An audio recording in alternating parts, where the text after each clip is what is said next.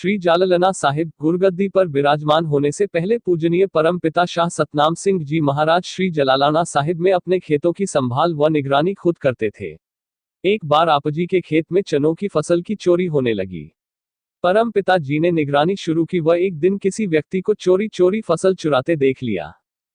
चोर ने चनों की भरौटी बांध ली, लेकिन मुफ्त के माल के लालच में उस चोर ने अधिक फसल काट दी कि वह भरौटी उससे उठाई ही नहीं गई। परमपिता जी धीरे धीरे उसके पास पहुंच गए। चोर आप जी को देखकर घबरा गया।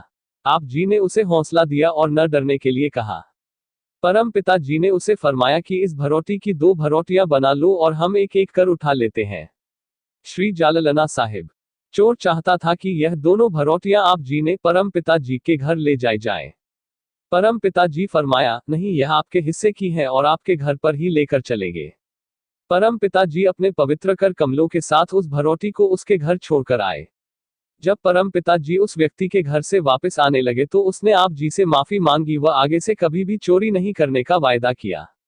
पूजनीय परमपिता जी महानता वर्णन से परे है, जिनकी दयालुता के कारण न सिर्फ चोर को माफ किया बल्कि उसे चोरी की बुरी आदत छोड़ने के भी काबिल बनाया।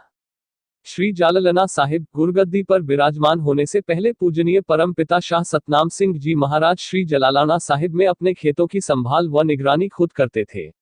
एक बार आपजी के खेत में चनों की फसल की चोरी होने लगी। परमपिता जी ने निगरानी शुरू की व एक दिन किसी व्यक्ति को चोरी चोरी फसल चुराते देख लिया। चोर ने चनों की भरौटी बांध ली, लेकिन मुफ्त के माल के लालच में उस चोर ने अधिक फसल काट दी कि वह भरौटी उससे उठाई ही नहीं गई। परमपिता जी धीरे धीरे उसके पास पहुंच गए। चोर आप जी को देखकर घबरा गया। आप जी ने उसे हौसला दिया और न डरने के लिए कहा।